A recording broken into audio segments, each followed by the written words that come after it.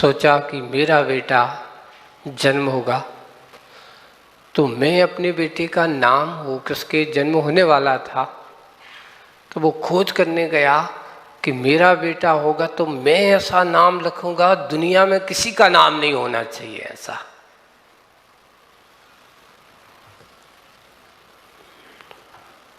ऐसा नाम रखूंगा।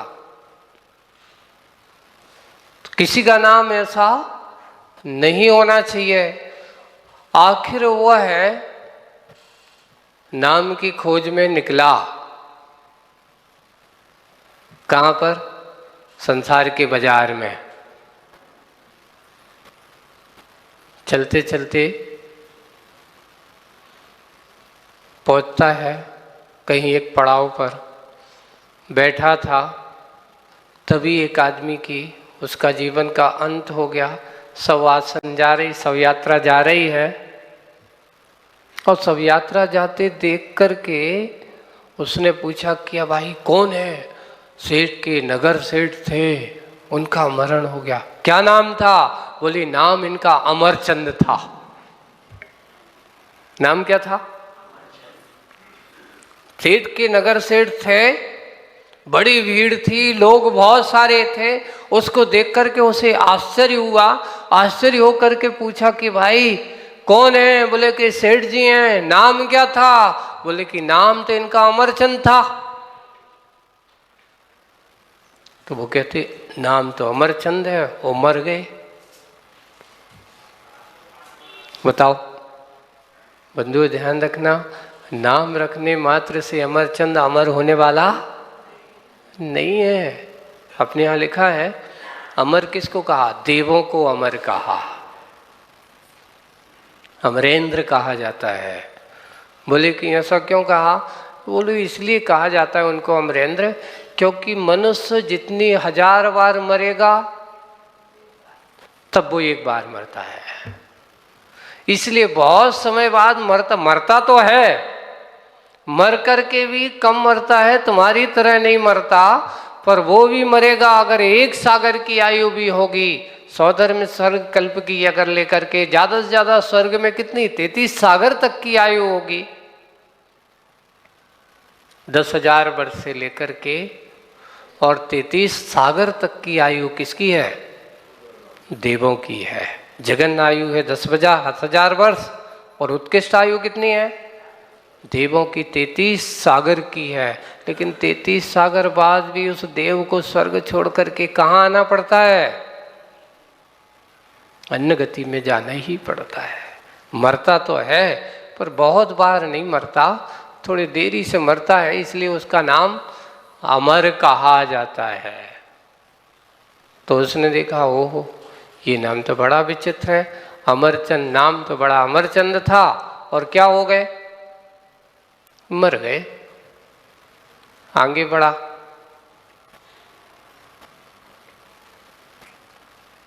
चलते चलते उन्हें क्या दिखता है?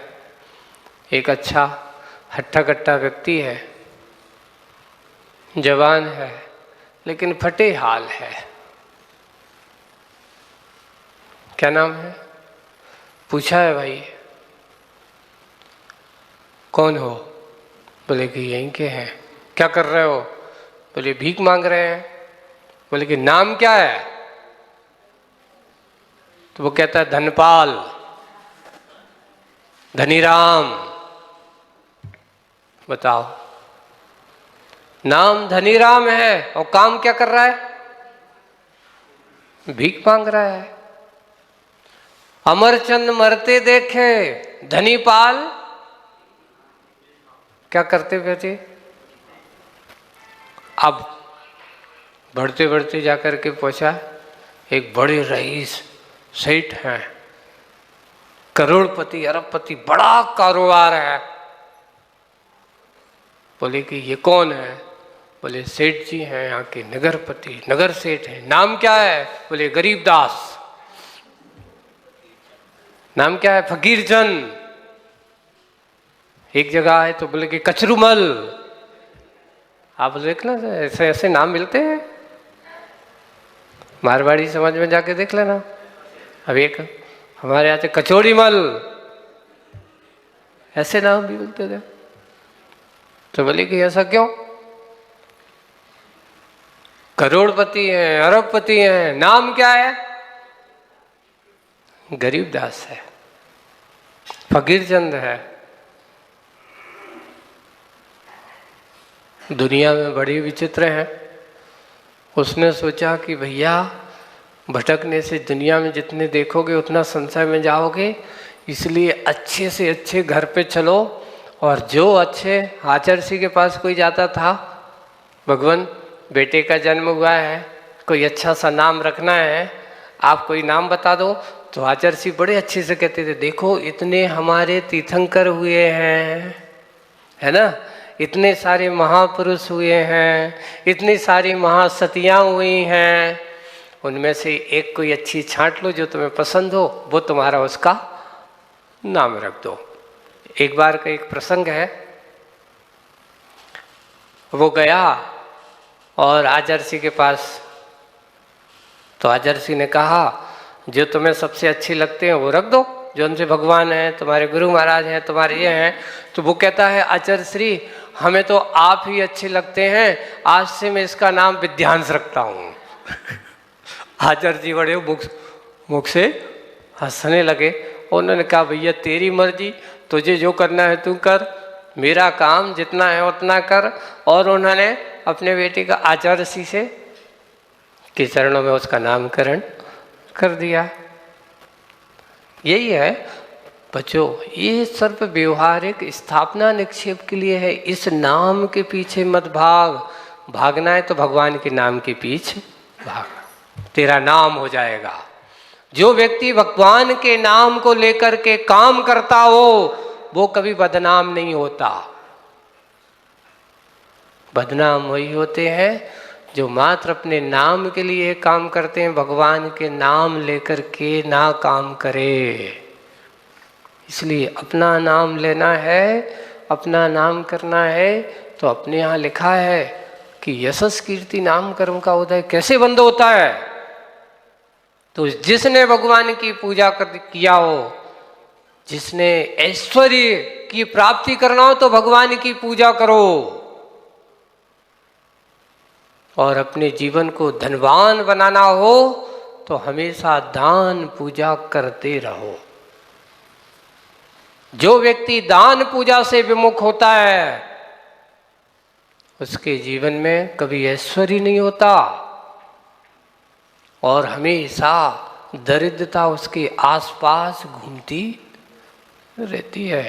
लेकिन जिनके जीवन में दान पूजा का कार्य होता रहता है उनके पास ऐश्वर्य और कभी भी दरिद्रता उसके आसपास फटकती नहीं है। इसलिए मनुष्य जीवन में अगर कुछ अच्छा अपना नाम बनाना हो तो सबसे बड़ा नाम अगर कोई है तो अपने भगवान के नाम के सहारा लेकर के चलते रहो। आपका नाम अपने आप स्वयमेव हो जाता है। कुछ लोगों का ऐसा कहना है, महाराज जी मैं सब कुछ करता हूँ पर न जाने हमारी किस्मत में क्या है, हम इतना सब कुछ अच्छा करते हैं पर फिर भी लोग हमें क्या करते हैं, बदनाम करते हैं। एक बार ऐसे प्रसंगों को लेकर के इस प्रकार के ऐसे काम करने से तो कहा जाता है भाई चिंता मत करो, वर्तमान में तुम अच्छा कर रहे हो तो उसका प्रभाव तो अच्छा ही होगा, लेकिन ये हमारी पुरानी सत्ता में ऐसा पड़ा था जो आज हम अच्छा करके भी लोग मेरा क्या कर रहे हैं, कर्म का उदय में मेरी निंदा कर रहे हैं, प्रशंसा न करके। बंधु यही है कि रावण का भी नाम और राम का भी नाम, दोनों के अंतर क्या है? दोनों राम और रावण में कोई अंतर नहीं। राशि कौन की, दोनों की क्या है?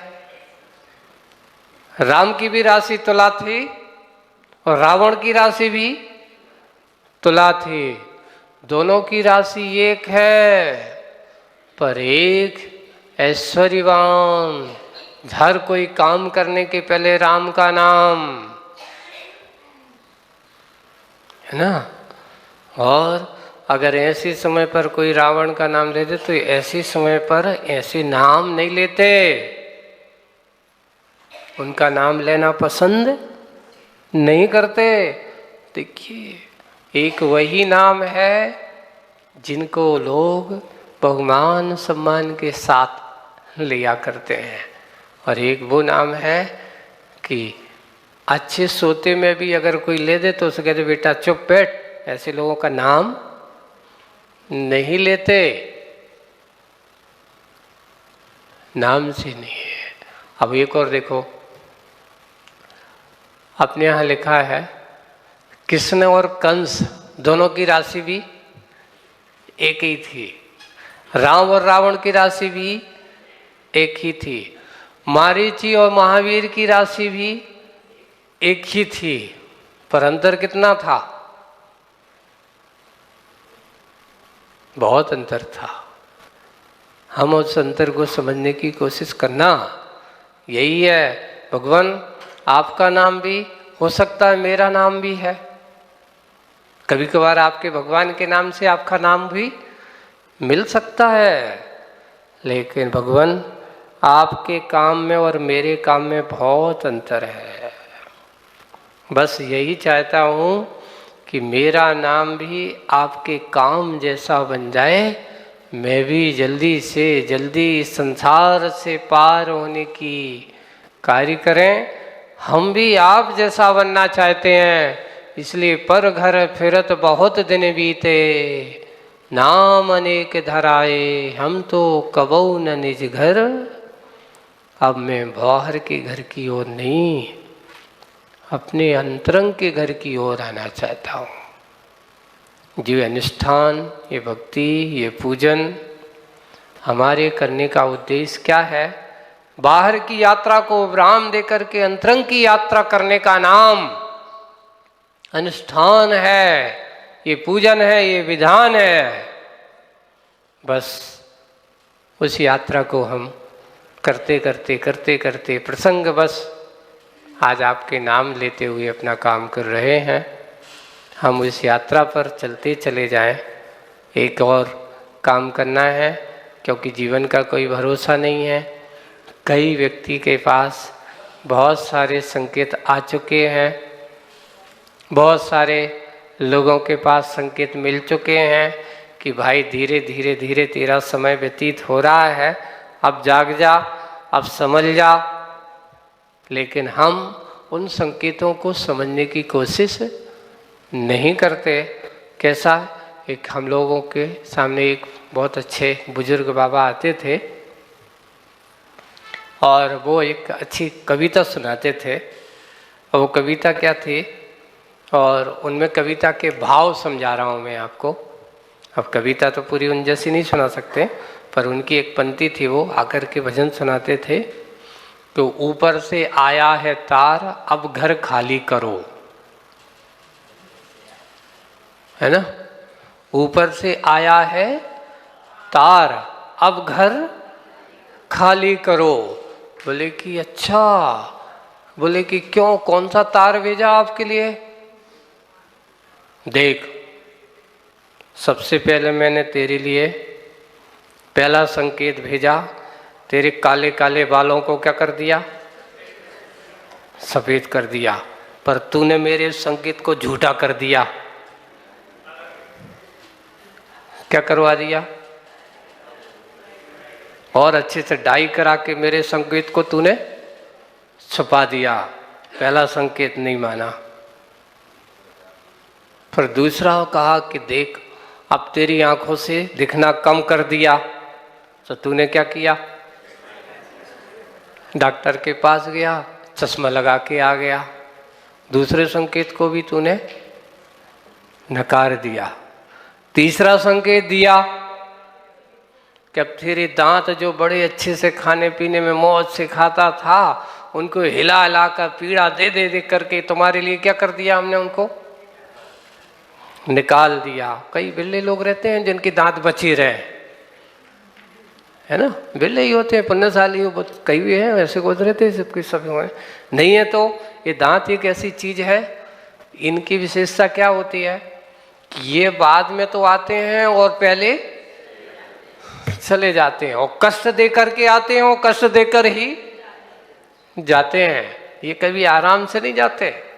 जब आते हैं उस बच्चे को देखो कितनी पीड़ा होती है उन बच्चों को। उस समय जब बचपन में जब आते हैं ना, जब दूध के दांत निकलते हैं, तब उससे पूछो कि बच्चे बीमारी हो गई, कि दस्त लगेंगे, कहीं रोएगा, कितनी पीड़ा होती है उसको। वो कह नहीं पाता, वो बात एक अलग है, उसकी अपनी पीड़ाएं होती हैं। तो आते भी कष्ट से हैं और जाते भी ही। तो बोले कि तीसरा संकेत तेरा क्या कर दिया, दांत भी लाए, पर तू बड़ा पट्टा मजबूत था, तू गया और दांत भी निकलवा करके डॉक्टर से कहा नहीं क्या बना दो, सर्जरी। आजकल के बत्ती का जमाना गया, अब तो ऐसा हो गया कि पूरा अच्छा बना करके तुम्हें लगेगा नहीं कि तुमने नकली दांत लगाए कि असली दांत लगाए। बड़ी अच्छी सर्जरी करा करके आ जाते हैं, लोगों को पता नहीं चल पाता। तीसरा संकेत भी भुला दिया, आप क्या करें। अब आखिर जब कुछ नहीं होता है तो फिर वो कहता है कि जब ये तीसरे संकेत नहीं मिला तो अब तो इसको सबसे बड़ी मार है, इसका चलना फिरना बंद कर दो। कहाँ पहुंचा दिया, फिर भी कहता है अभी भी और कुछ चाहिए, ये लाओ वो लाओ, ये काम करो वो काम करो। चलने की हिम्मत नहीं है, कमर भी टेढ़ी हो गई, फिर भी अभी इच्छाएं कम नहीं हुई। अब क्या करना है, थोड़े से इच्छाओं को नहीं, अपने आप को कंट्रोल करो। अब समय तुम्हारा इन संसार के भोगों का नहीं है, अब जाने का समय है, अब जाग। अब तो तेरे लिए एक ही सहारा है, भगवान आपका नाम और आपका गुणगान ही मुझे लिए शांति और सुख का कारण है। हम उस शांति और सुख की ओर बढ़ने की कोशिश करें। आज सहस नाम का, इसलिए भगवान मेरे नामों में अगर आप जैसा काम हो जाएगा तो मेरा भी नाम क्या हो जाएगा, अजर अमर हो जाएगा। मैं भी ऐसी भावना के साथ आज इस सहस नाम विधान की आराधना करके अपने आत्म कल्याण कर सकूं, इसी भावना के साथ बोलिए देवादिदेव 1008 श्री शांतिनाथ भगवान की जय।